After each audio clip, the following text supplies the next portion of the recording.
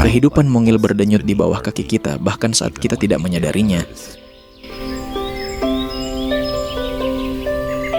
Setiap langkah di tanah hutan menyembunyikan ribuan kisah yang tak terlihat. Dunia serangga tidaklah sunyi, ia hanya berlangsung dalam skala yang jarang kita amati.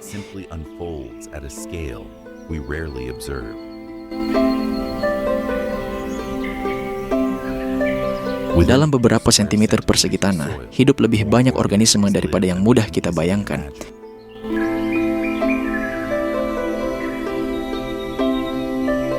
Mereka menopang hutan utuh, mendaur ulang materi, menyerbuki tumbuhan, dan menjaga keseimbangan ekosistem.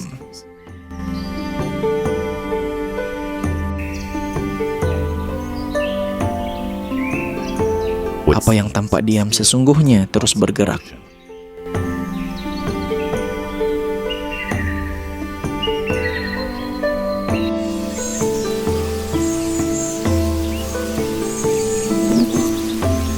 Serangga mencakup lebih dari 1 juta spesies yang telah dideskripsikan. Jumlah itu melampaui setengah dari seluruh organisme hidup yang dikenal di bumi.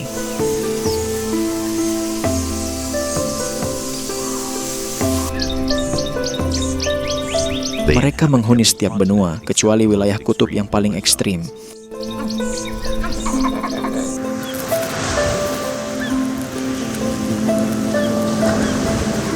Sebagian spesies bertahan dari permukaan laut hingga ketinggian di atas 4.000 meter. Ukuran mereka berkisar dari kurang dari 1 mm hingga lebih dari 15 cm.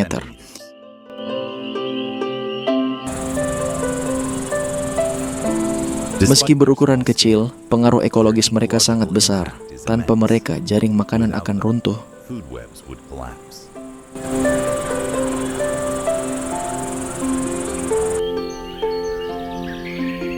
Penguraian bahan organik akan melambat drastis.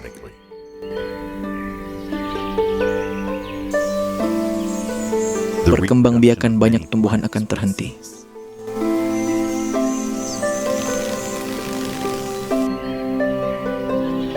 Dalam perjalanan ini, kita mengamati apa yang biasanya terlewatkan. Kita menyaksikan keteraturan, kerjasama, dan persaingan.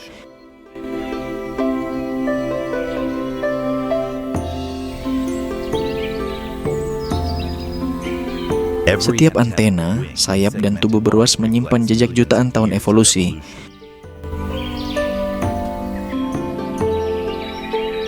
Hutan menyimpan lebih dari pepohonan tinggi dan burung di kejauhan. Di bawah daun-daun gugur, sebuah semesta mikroskopis bergetar. Untuk memahami kebesaran alam, kita harus mulai dari yang terkecil. Dan disinilah kisah kita bermula.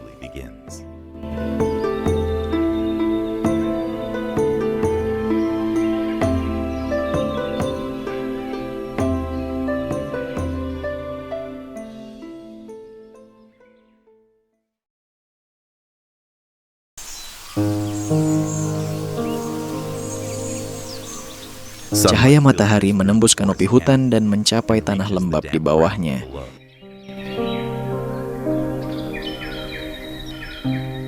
Saat suhu naik beberapa derajat Celcius, aktivitas serangga meningkat.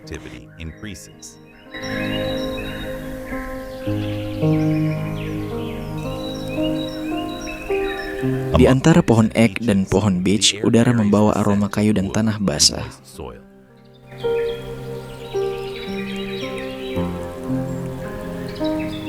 Kelembapan sering melampaui 70%, menguntungkan begitu banyak hewan tanpa tulang belakang.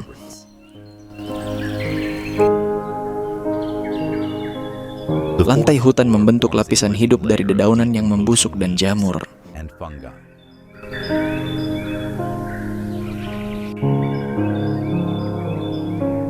Semut keluar dari lubang sempit yang nyaris tak terlihat. Mereka menavigasi lewat jejak kimia feromon.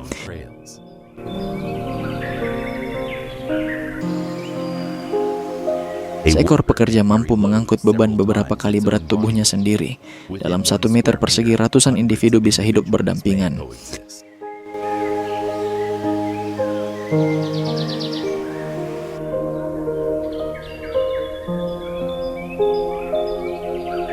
Di dekat bunga liar, lebah memulai penerbangan penyerbukan. Sayapnya mengepak ratusan kali per detik. Serbuk sari melekat pada bulu-bulu mikroskopis di sepanjang tubuhnya. Perpindahan tak kasat mata inilah yang menjamin perkembangbiakan tumbuhan.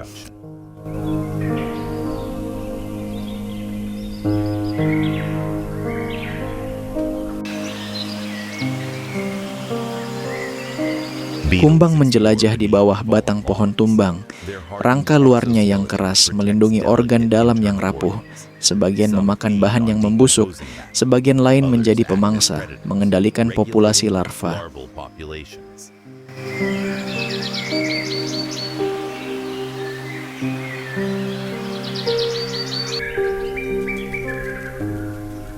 Kupu-kupu melayang melintasi celah-celah terbuka. Mereka menyerap panas matahari untuk mengatur suhu tubuh.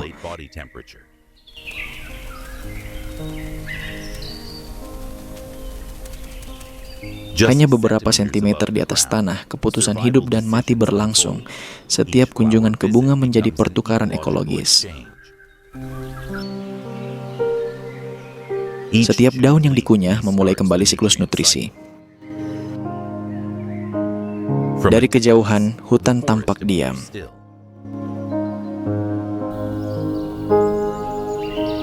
Dari dekat, ia menyingkap jaring interaksi yang dinamis.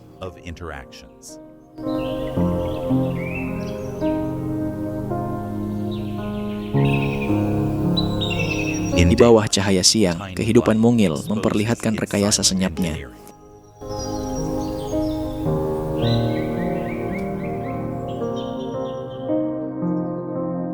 Lebah madu mendekati bunga dengan ketepatan yang nyaris matematis.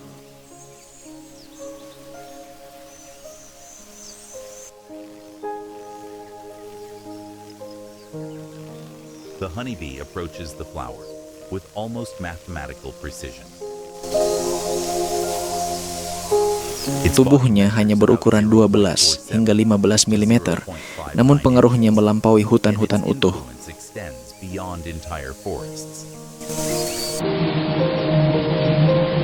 Sayapnya mengepak sekitar 200 hingga 230 kali per detik.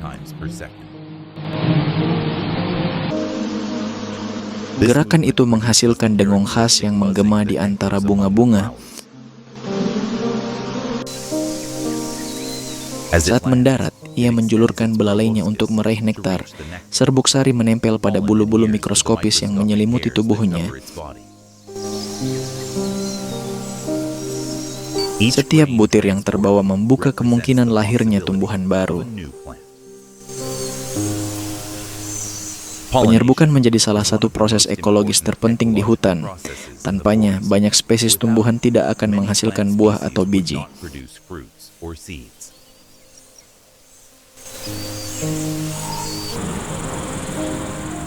Lebah menavigasi dengan memanfaatkan posisi matahari dan kepekaan terhadap cahaya ultraviolet. Jangkauan penglihatannya menangkap pola yang tak terlihat oleh mata manusia. Di dalam sarang, keteraturan berlangsung ketat dan sangat fungsional. Satu koloni dapat menampung lebih dari 40.000 individu. Sang ratu bertugas menghasilkan ribuan telur setiap hari. Lebah pekerja mengumpulkan makanan, membangun sisir sarang, dan mempertahankan koloni. Sisir itu berbentuk segi 6, bentuk yang memaksimalkan ruang sekaligus kekuatan. Setiap sel menyimpan madu, serbuk sari, atau melindungi larva yang sedang tumbuh. Suhu di dalam sarang dijaga sekitar 35 derajat Celcius. Lebah pekerja mengipasi bagian dalam dengan gerakan sayapnya. Komunikasi berlangsung lewat apa yang disebut tarian lebah. Tarian itu menunjukkan arah dan jarak sumber makanan. Sebagian wilayah pencarian pakan bisa berjarak lebih dari 2 km dari sarang. Some foraging areas may be more than 1.24 miles from the hive.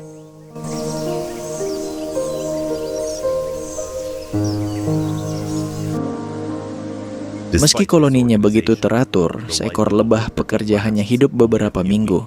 Sekalipun begitu, sumbangannya menopang seluruh ekosistem di sekitarnya.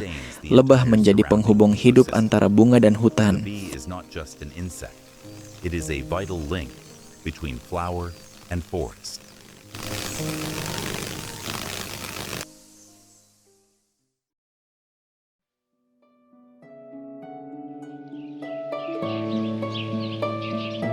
Kumbang badak bergerak dengan kekuatan senyap di atas batang pohon tumbang.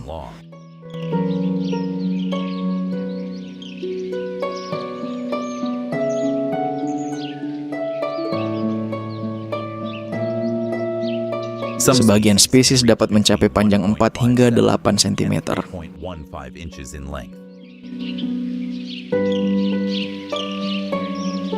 Rangka luarnya tebal dan tahan lama. Tanduk melengkung pada pejantan dipakai dalam perebutan wilayah dan pasangan. Pertarungan itu jarang menimbulkan luka serius. Semuanya menjadi peragaan kekuatan dan keseimbangan.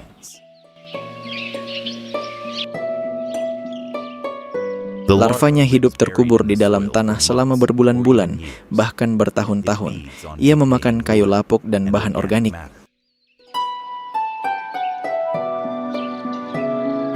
Proses ini menyumbang pada daur ulang nutrisi di hutan. Siklus hidupnya mencakup metamorfosis sempurna, telur, larva, pupa, dan dewasa. Tahap larva bisa berlangsung lebih dari 12 bulan. Sebaliknya, serangga dewasa hanya hidup beberapa bulan. Meski bertubuh besar, ia mampu terbang. Sayap membrannya terlindung di bawah elitra yang kaku.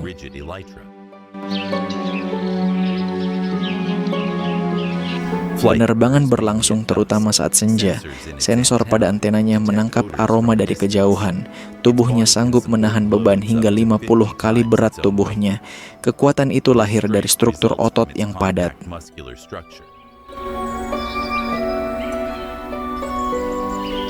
Pemangsanya mencakup burung dan mamalia kecil. Kamuflase membantunya bertahan hidup. Pada siang hari, ia memilih tempat teduh dan lembab. Penguraian yang ia percepat menjaga tanah tetap subur.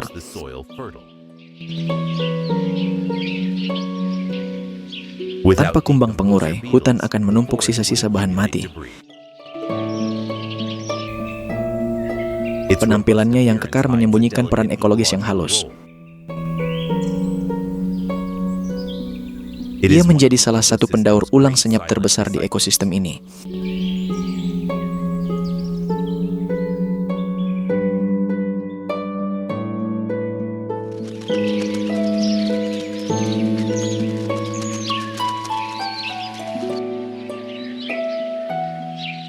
Kupu-kupu raja muncul bagai serpian hidup berwarna jingga dan hitam. Rentang sayapnya dapat mencapai sekitar 10 cm.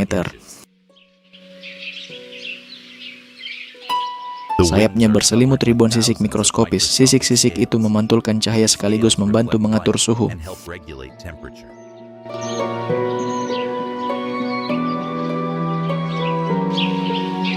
Kupu-kupu raja menempuh salah satu migrasi terpanjang di antara serangga. Sebagian populasi terbang lebih dari 4.000 km. Penerbangannya ditopang arus udara dan efisiensi energi.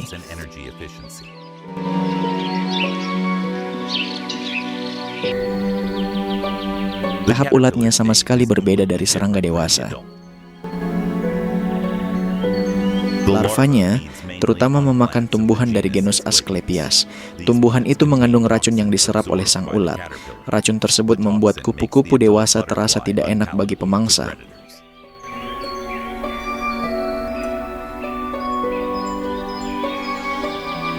Metamorfosis berlangsung di dalam kepompong hijau yang tembus cahaya.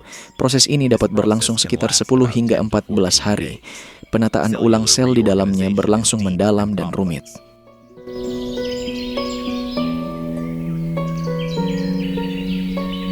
Serangga dewasa keluar dengan sayap yang masih rapuh. Ia perlu mengembangkannya dengan memompa hemolimfa. Setelah beberapa jam sayap itu mengeras. Kupu-kupu bergantung pada panas matahari untuk terbang. Penglihatannya menangkap warna-warna cerah bunga. Setiap pendaratan diperhitungkan dengan cermat. Siklus hidup lengkapnya bisa melibatkan beberapa generasi dalam setahun. Sebagian generasi hanya hidup beberapa minggu. Generasi yang bermigrasi dapat hidup hingga 8 bulan.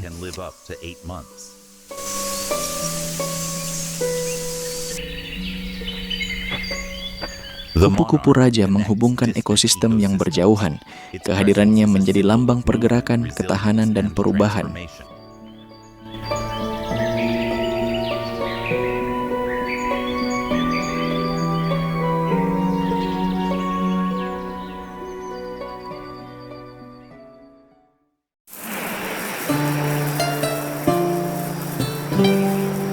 Matahari mulai lenyap di balik kanopi hutan yang menjulang.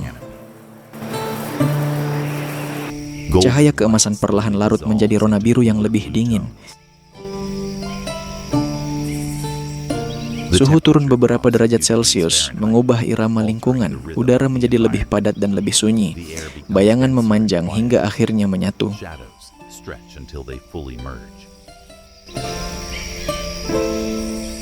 Apa yang tampak tenang di siang hari mulai berubah. Hutan tidak tertidur, ia hanya mengganti para pemerannya.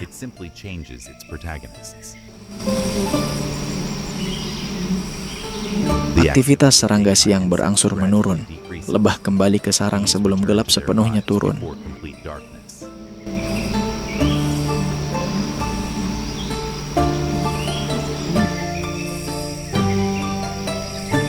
Kupu-kupu mencari perlindungan di bawah daun dan ranting. Namun di bawah lapisan daun kering, gerakan lain justru menguat. Sensor biologis menanggapi berkurangnya cahaya. Sebagian spesies bergantung pada kegelapan untuk menghindari pemangsa. Sebagian lain memanfaatkan sejuknya malam untuk menghemat energi.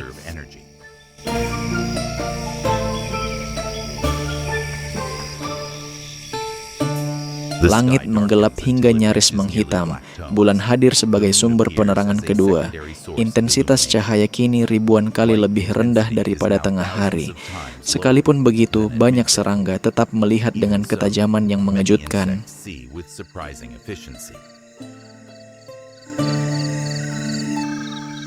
Mata majemuk mereka menyesuaikan diri pada kondisi minim cahaya. Antena menangkap getaran dan aroma yang tak terlihat. Hutan memasuki pergantian ekologis yang baru. Bunyi-bunyi halus menggantikan dengung siang yang tak putus.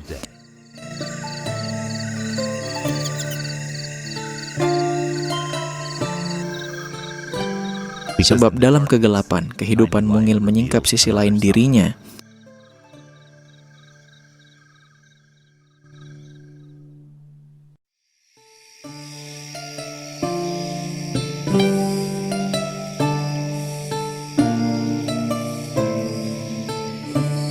Seekor nengengat muncul dari bayang-bayang dan hinggap di batang kayu yang lembab.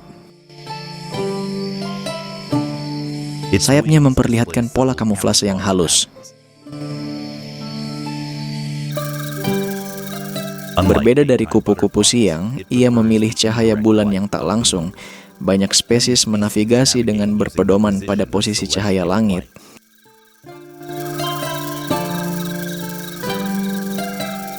Navigasi itu bisa terganggu oleh sumber cahaya buatan yang terlalu terang.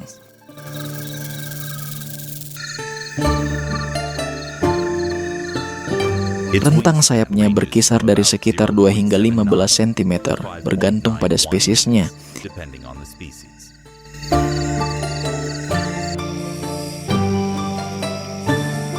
Tubuhnya berselimut sisik yang halus. Antena berbulu pada sebagian spesies meningkatkan kepekaan terhadap zat kimia.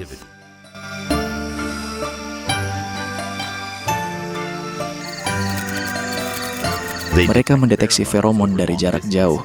Perkawinan berlangsung terutama pada malam hari.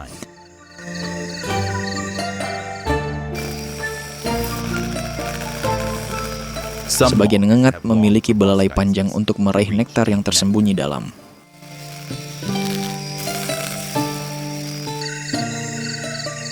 Kemampuan itu memungkinkan mereka menyerbuki bunga yang hanya mekar setelah matahari terbenam.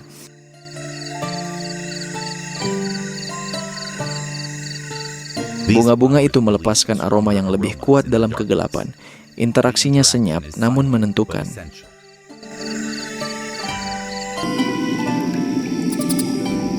Pemangsa seperti kelelawar memanfaatkan ekolokasi. Sebagian ngengat mengembangkan mekanisme pendengaran untuk menangkap ultrasonik. Saat merasakan bahaya, mereka menukik tiba-tiba di udara. Kelangsungan hidup bergantung pada refleks yang cepat.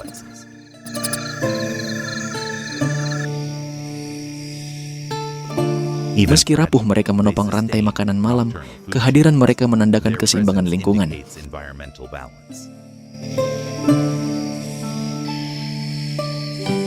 Cahaya bulan memantul dari sayapnya yang buram.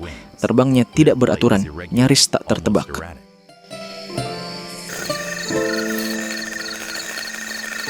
Setiap gerakan dituntun oleh naluri dan penyesuaian.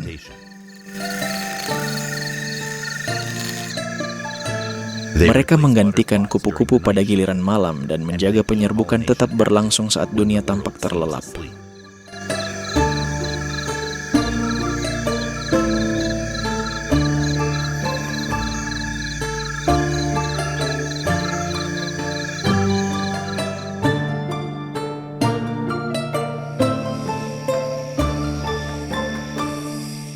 Di antara dedaunan lembab, kilau samar menyingkap gerakan.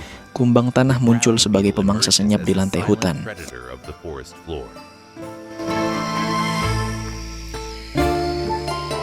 Tubuhnya yang memanjang berukuran antara 1 hingga 3 cm. Rangka luarnya yang kaku memantulkan sedikit cahaya yang tersedia.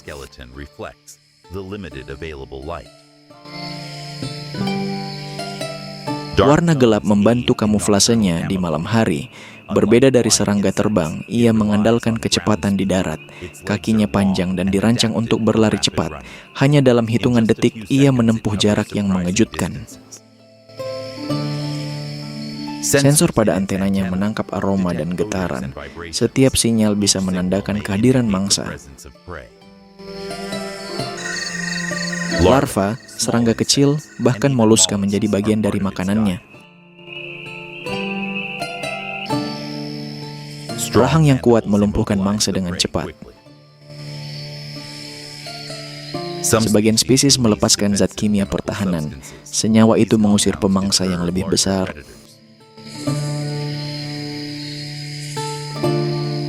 Metabolismenya disesuaikan untuk aktivitas malam. Suhu yang lebih rendah menekan kehilangan air. Kelembapan tanah memudahkan pergerakannya.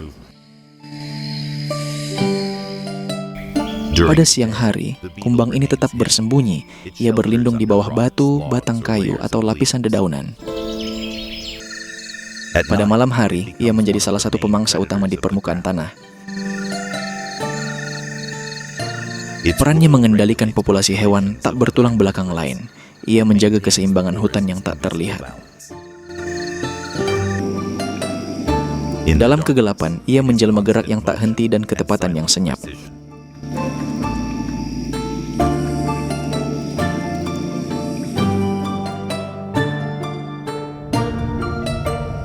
Sebuah bunyi berirama memecah kesunyian. Itulah nyanyian jangkrik yang menggema di antara dedaunan.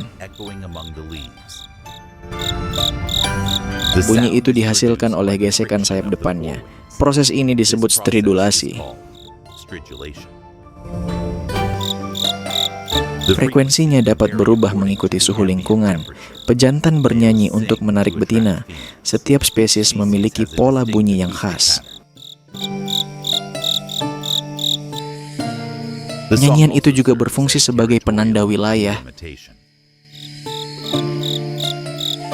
Siklus ekologis berlanjut tanpa terputus. Tanah tetap hidup di bawah kegelapan. Setiap bunyi menandakan kehadiran dan perjuangan bertahan.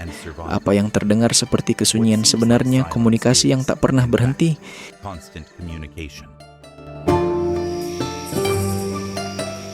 Hutan malam memang kurang terlihat, namun sama dinamisnya. Serangga menjaga aliran energi tetap mengalir.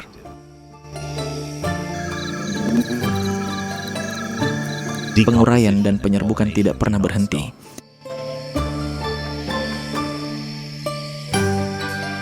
Malam tidak berarti ketiadaan kehidupan. Malam menghadirkan cara lain untuk hidup.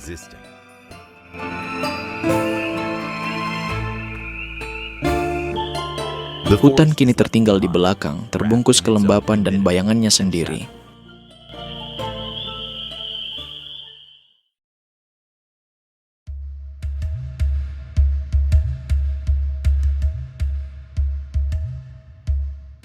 Saat kita bergerak maju, hijau yang pekat memberi jalan pada rona keemasan.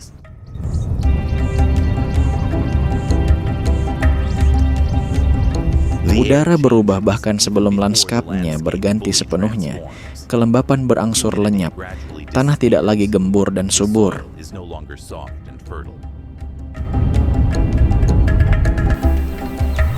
Sebuah negeri yang ekstrim terbentang di hadapan kita, gurun memanjang berkilometer tanpa jeda.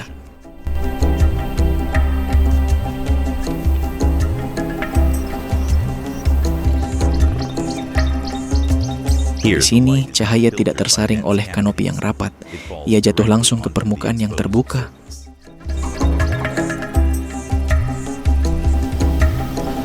Pada siang hari, suhu dapat melampaui 40 derajat Celcius.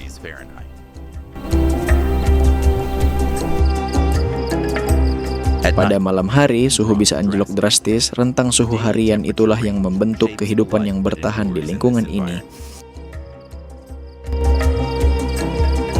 Hujan jarang turun dan sulit ditebak. Di sebagian wilayah, curah hujan bisa kurang dari 250 mm per tahun. Angin terus-menerus membentuk ulang gumuk pasir. Pasir halus bergerak dalam gelombang yang nyaris menyerupai cairan. Kesunyian di sini berbeda dari kesunyian hutan. Tak ada kanopi yang berbisik. Yang ada hanyalah keluasan. Sekilas, lanskap ini tampak tak ramah bagi kehidupan. Namun di bawah permukaan yang membara, ada gerakan. Kehidupan tetap bertahan bahkan di tempat yang nyaris tanpa air. Gurun menuntut penyesuaian yang radikal. Setiap organisme di sini lahir dari efisiensi yang ekstrem. Dan di panggung gersang inilah kehidupan mungil kembali mengejutkan kita.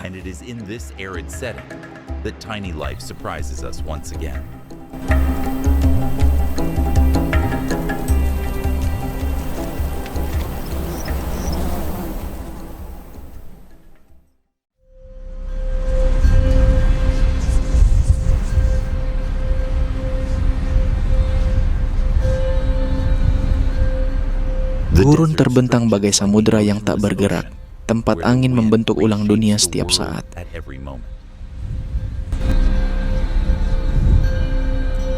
Sekilas ia tampak kosong, namun di bawah permukaannya ada kehidupan yang cermat dan sangat teradaptasi.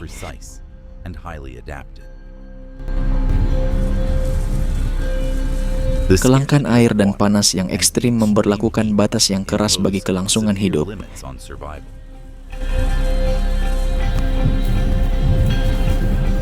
Sekalipun begitu, serangga mengubah lingkungan yang keras ini menjadi panggung strategi yang canggih.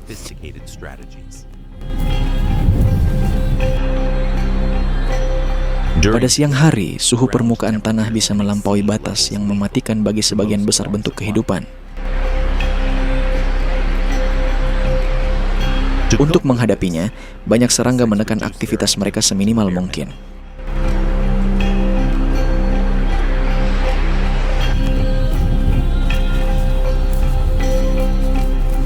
Sebagian membenamkan diri ke dalam pasir, menciptakan iklim mikro yang lebih stabil di bawah permukaan.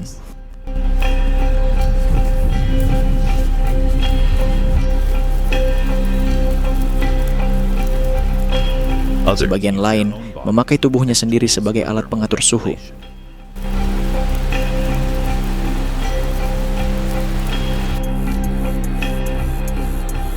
Paparan terhadap matahari diperhitungkan, singkat dan seringkali berisiko.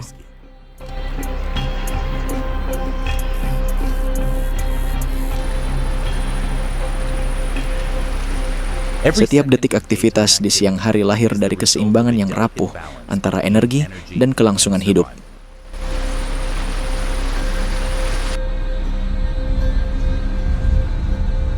Bahkan di panggung yang ekstrem ini, sebagian serangga menonjol lewat solusi adaptif yang khas. Kumbang gurun menyingkap hubungan yang cerdik dengan kelembapan yang nyaris tak ada.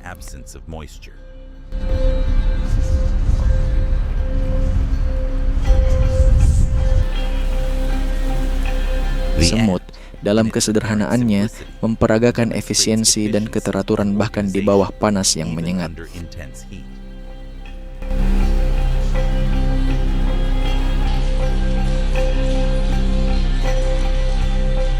Sementara itu, kalajengking menegaskan diri sebagai pemangsa senyap yang teradaptasi sempurna pada kelangkaan.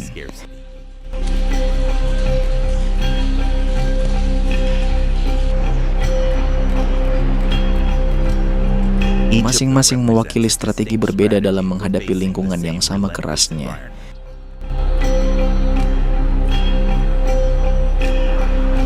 Kumbang itu tampil sebagai pengumpul air di negeri yang jarang tersentuh hujan. Perilakunya mengubah udara kering menjadi sumber kehidupan.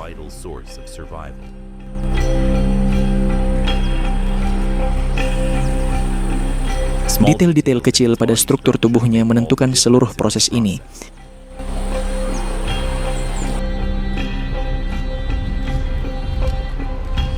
Semut bergerak melintasi gurun untuk mencari makan, menyeimbangkan kecepatan dan ketahanan terhadap panas.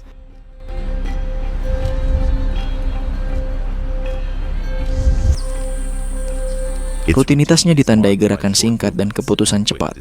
Bahkan dalam kondisi ekstrem, ia mempertahankan pola penjelajahan dan kepulangan yang teratur.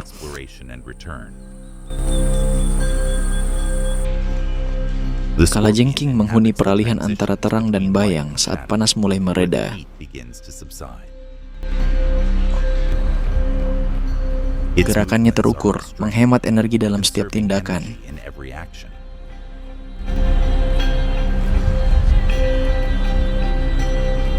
Di gurun yang tampak serba diam, makhluk-makhluk kecil ini membuktikan bahwa kehidupan tidak pernah statis, hanya tersembunyi.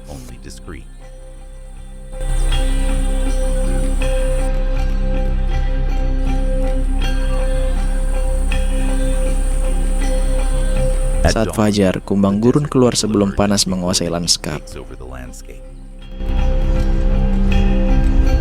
Ia bergerak perlahan menuju puncak gumuk kecil mencari paparan angin. Arah tubuhnya tidak acak, melainkan dituntun pola lingkungan yang presisi. Sambil memosisikan diri, ia memiringkan cangkangnya pada sudut tertentu.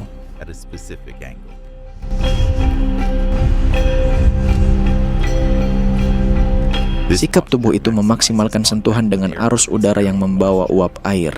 Bahkan di gurun yang gersang, udara masih menyimpan partikel air yang sangat halus. Permukaan rangka luarnya memiliki mikrostruktur khusus. Area hidrofilik menarik uap air, sementara area hidrofobik mengarahkan alirannya. Kontras itu menciptakan sistem pengumpulan air yang bekerja tanpa tenaga tambahan. Tetesan mungil mulai terbentuk perlahan. Seiring bertambahnya volume, tetesan itu bergerak menyusuri permukaan tubuhnya. Gravitasi bekerja sebagai sekutu dalam proses ini. Air pun dituntun langsung menuju mulut sang serangga. Seluruh mekanisme berlangsung dengan pengeluaran energi yang sangat kecil.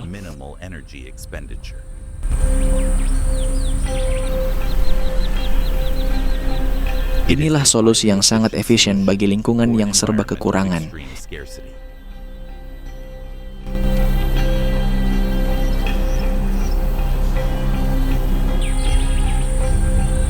Setelah mengumpulkan air, kumbang itu menekan aktivitasnya untuk menghemat energi. Ia kembali ke pasir, tempat suhunya sedikit lebih stabil. Perilakunya menekan paparan berkepanjangan terhadap panas yang menyengat.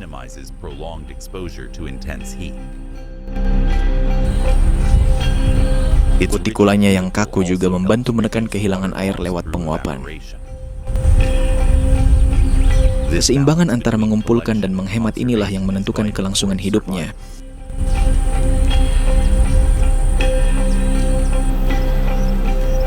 Pemangsa dihindari lewat kediaman dan kamuflase. Warnanya yang gelap tampak berisiko secara termal, namun itu bagian dari keseimbangan adaptifnya. Setiap detail anatomi mengemban fungsi tertentu. Di lingkungan yang nyaris tanpa pemborosan, efisiensi menjadi keharusan.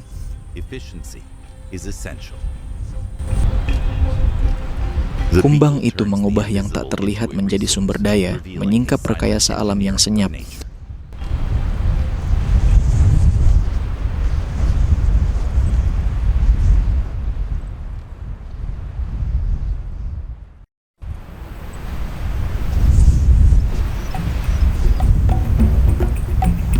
Di bawah terik tengah hari, semut bergegas keluar dari tempat berlindungnya di bawah tanah.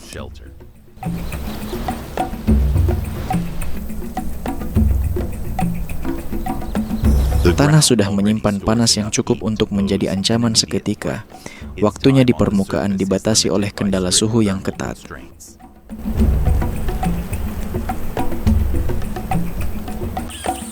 Setiap detik paparan meningkatkan risiko kepanasan. Karena itu, gerakannya cepat dan lurus. Ia menghindari jalur panjang atau yang tak perlu.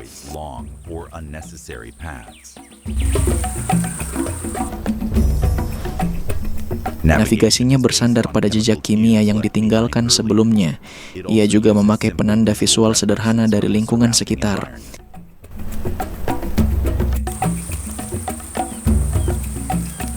Tujuannya menemukan makanan dan kembali sebelum batas suhu tercapai.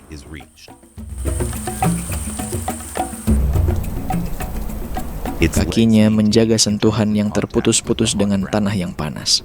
Perilaku itu menekan perpindahan panas ke tubuhnya. Jeda singkat memungkinkan panas terlepas sesaat. Sekalipun begitu, ruang untuk kesalahan sangat sempit. Begitu menemukan makanan, semut segera menimbang kelayakannya untuk diangkut. Dalam banyak kasus, ia memecah sumber itu agar lebih mudah dibawa.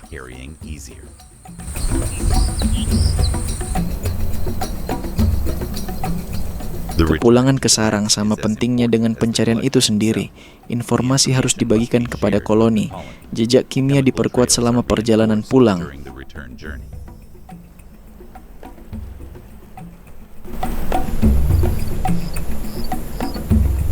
Semut lain dapat mengikuti jalur yang sudah dioptimalkan itu. Kerjasama meningkatkan efisiensi koloni secara keseluruhan.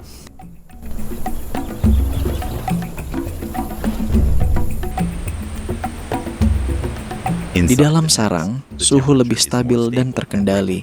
Terowongan yang dalam bekerja sebagai penyekat panas alami.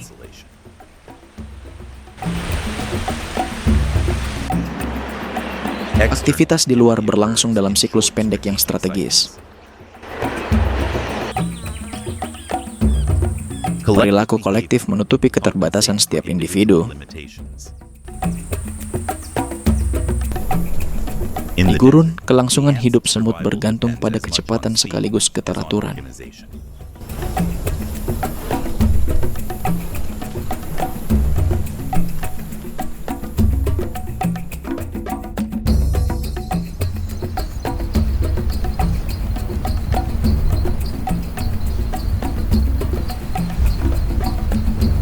Seiring suhu yang berangsur turun, kalajengking memulai aktivitasnya.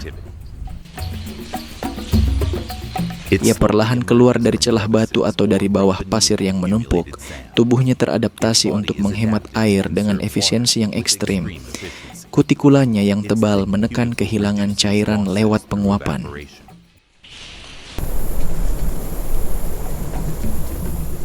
Berbeda dari serangga yang aktif di siang hari, ia memilih kondisi yang lebih sejuk. Cahaya yang redup menguntungkan strategi berburunya.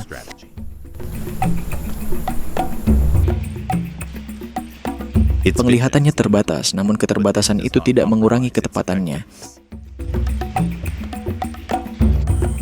Sensor mekanoreseptor pada kakinya menangkap getaran di tanah. Getaran itu menandakan keberadaan dan posisi calon mangsa.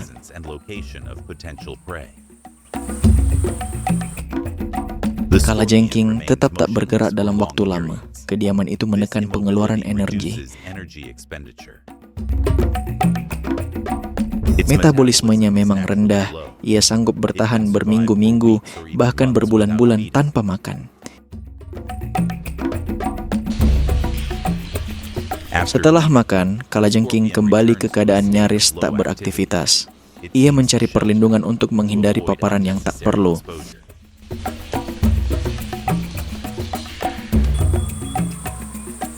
Perkembangbiakannya berlangsung dalam siklus tertentu yang bergantung pada kondisi lingkungan.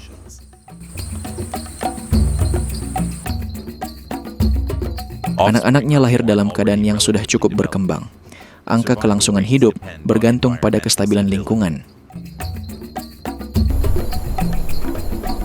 Di gurun, kalajengking menjadi contoh penghematan energi dan sumber daya yang paling ekstrim.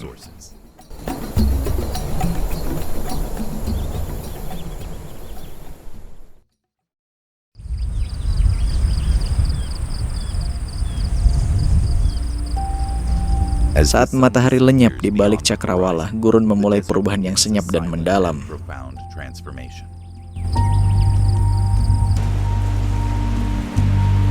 Panas yang menumpuk sepanjang hari melepas dengan cepat ke atmosfer yang kering. Tanpa kehadiran awan, radiasi panas mudah lolos ke angkasa.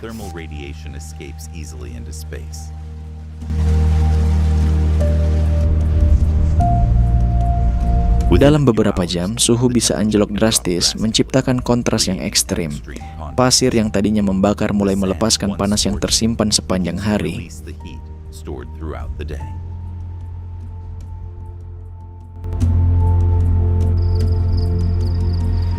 Pendinginan yang cepat ini mengubah total syarat untuk bertahan hidup.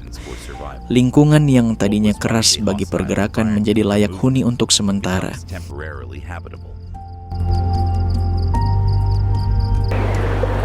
Kelembapan relatif dapat sedikit meningkat, mengubah dinamika iklim mikro.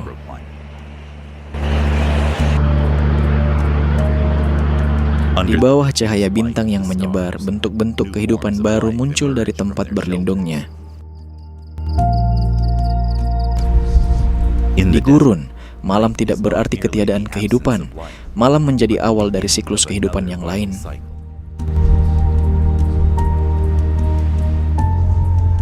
Dengan datangnya malam, tanah gurun menyingkap aktivitas yang sepanjang siang tersembunyi. With the arrival of night, the desert soil reveals an activity that remained hidden during the day.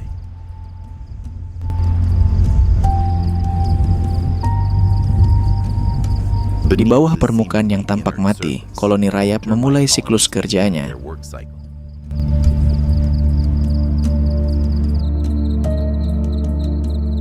Turunnya suhu memungkinkan serangga ini bekerja dengan risiko dehidrasi yang lebih kecil.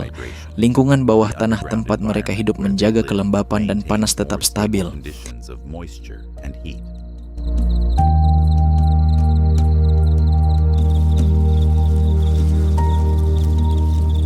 Terowongan mereka bekerja sebagai sistem penyekat panas alami. Di dalam struktur itu, udara mengalir perlahan lewat saluran yang dibangun dengan cermat.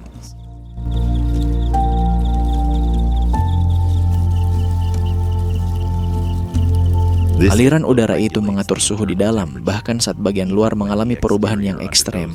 Arsitektur sarangnya tidak acak, melainkan hasil perilaku kolektif yang sangat teratur.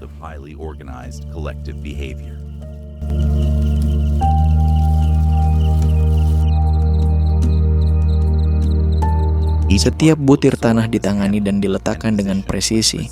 Bahan yang dipakai memadukan pasir, air liur, dan bahan organik membentuk struktur yang tahan lama.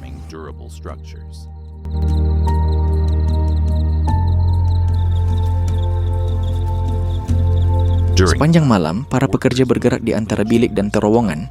Mereka mencari makanan, terutama bahan tumbuhan yang membusuk.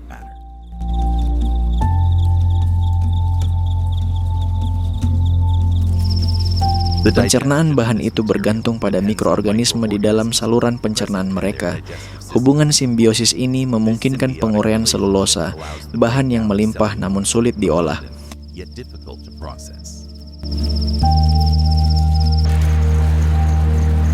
Dengan cara itu, mereka mengubah sumber daya yang langka menjadi energi yang berguna bagi koloni.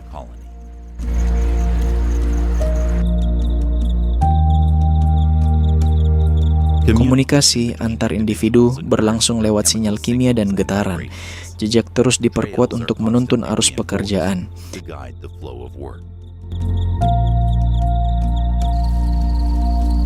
Bahkan tanpa cahaya, keteraturan tetap terjaga.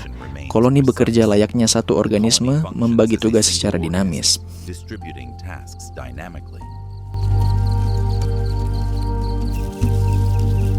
Setiap individu menjalankan peran tertentu di dalam struktur kolektif ini. Pada masa tertentu, individu bersayap keluar untuk mendirikan koloni baru.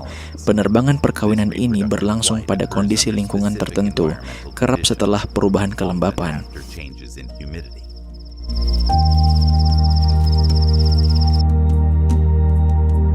Sebagian besar tidak bertahan hidup, namun mereka menjamin kelangsungan spesiesnya. Sementara itu, inti koloni tetap terlindung jauh di dalam tanah.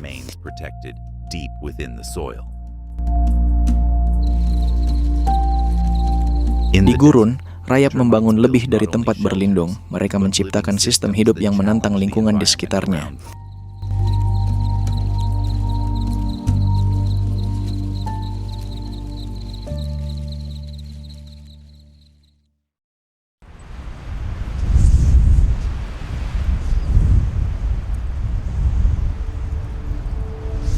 Seiring suhu yang menurun, belalang menemukan pada malam gurun sebuah peluang baru untuk bergerak.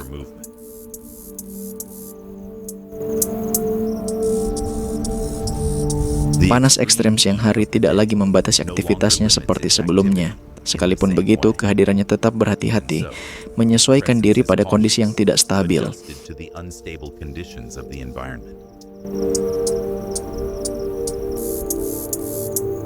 Ia bertahan dekat permukaan tanah tempat sisa panas masih tersimpan.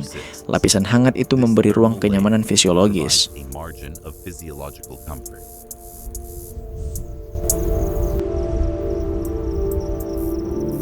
Kaki belakangnya yang panjang tetap siap untuk lompatan cepat. Melompat tetap menjadi strategi utamanya untuk bergerak dan meloloskan diri.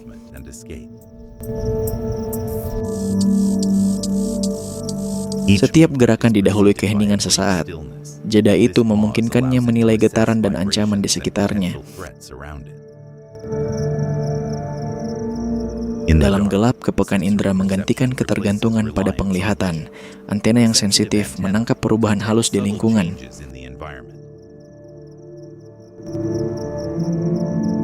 Arus udara dan aroma membantu orientasi ruangnya.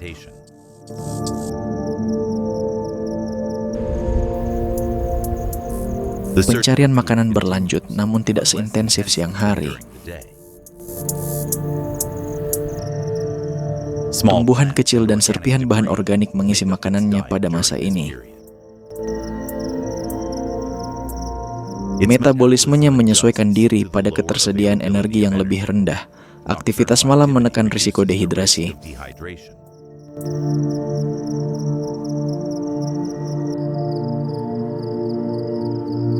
Kehilangan air lewat penguapan turun jauh seiring menurunnya suhu. Faktor itu memperpanjang waktu aman di luar tempat berlindung alaminya. Sekalipun begitu, paparan yang terlalu lama tetap berisiko.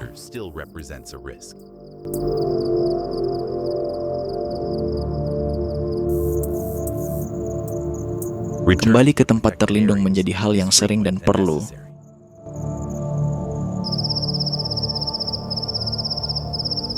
Pemangsa malam menghadirkan dinamika bertahan hidup yang baru.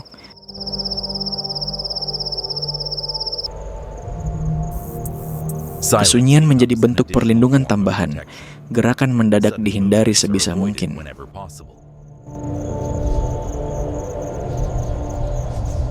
Penghematan energi tetap menjadi prioritas.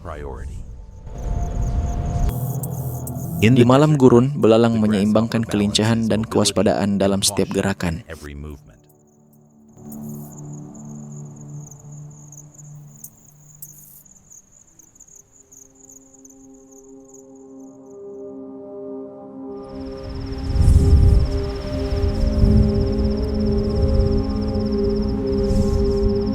Dalam keheningan malam, belalang sembah mengambil posisinya sebagai pemangsa yang sabar.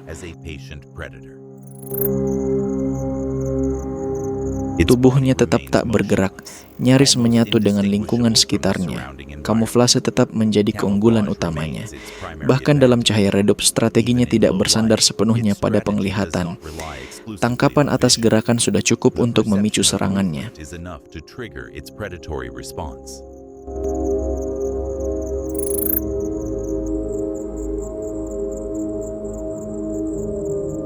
Kaki depannya yang dirancang untuk menangkap tetap terlipat.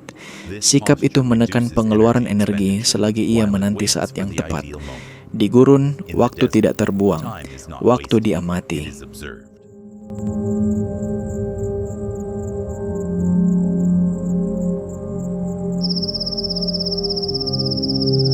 Serangga malam berukuran kecil melintas dalam jangkauannya. Setiap pendekatan dinilai dengan cermat. Begitu peluang muncul, serangan berlangsung seketika. Kecepatan gerakan itu menutup segala kemungkinan reaksi dari mangsa. Struktur berduri memastikan cengkeraman langsung terkunci. Kendali berlangsung penuh sejak sentuhan pertama.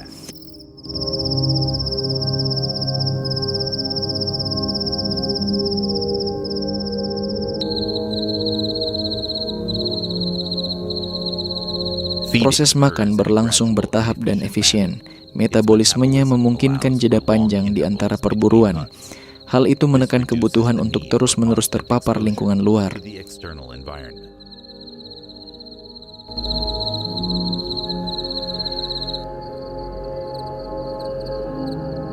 Penghematan energi menjadi keharusan dalam kondisi serba kekurangan.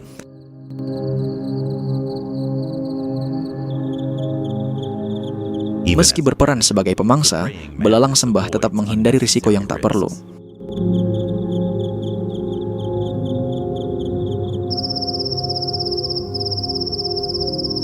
Bertahan pada posisi strategis menekan pergerakan. Perkembangbiakan bergantung pada perjumpaan yang jarang dan berhasil. Siklus hidupnya dibentuk oleh keterbatasan lingkungan gurun.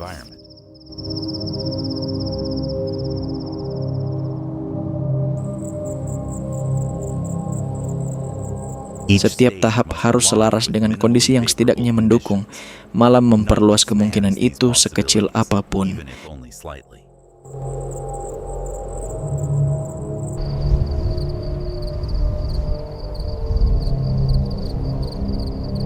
Di gurun, belalang sembah mengubah kediaman menjadi bentuk kendali yang presisi.